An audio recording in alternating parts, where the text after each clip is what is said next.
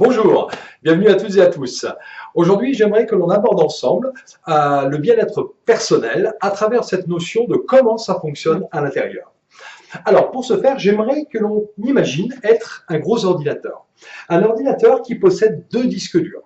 Un disque dur dans lequel on va stocker toutes les informations négatives et un autre disque dur dans lequel on va stocker toutes les informations positives. Alors, comment ça fonctionne ? Et bien, tout simplement, depuis qu'on est né, on a des facteurs d'influence de notre type de stockage. Le premier facteur, ce sont nos parents, notre famille. C'est vrai que si on était valorisé, par exemple, pour apprendre à marcher, pour les premiers mots, les premières expressions, automatiquement, on va emmagasiner des fichiers positifs.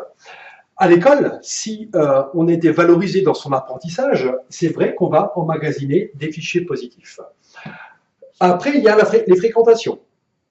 Quand on est ado, la première cigarette, bien souvent, c'est un des apprentissages que l'on a emmagasiné, mais là qu'on va plutôt mettre dans les fichiers négatifs. Après, on a les médias, la télévision.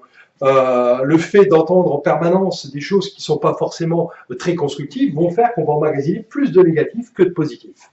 Et après, on a cette petite voix intérieure, vous savez, celle qui nous dit c'est pas la peine de faire parce que de toute façon ça ne marchera pas, où là, on va travailler sur des références négatives.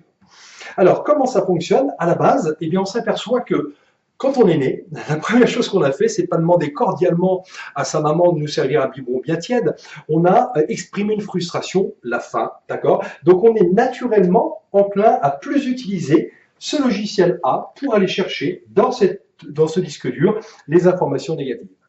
Et que automatiquement, puisqu'on muscle ce fichier, on va amoindrir le fichier B qui lui va nous permettre d'aller chercher dans notre disque dur positif l'ensemble des informations qui nous permettent de progresser. Donc voilà rapidement comment on est construit. Et à partir de là, la bonne nouvelle, c'est que tout ça, ça peut changer. C'est-à-dire qu'aujourd'hui, on sait comment faire pour amoindrir ce muscle-là.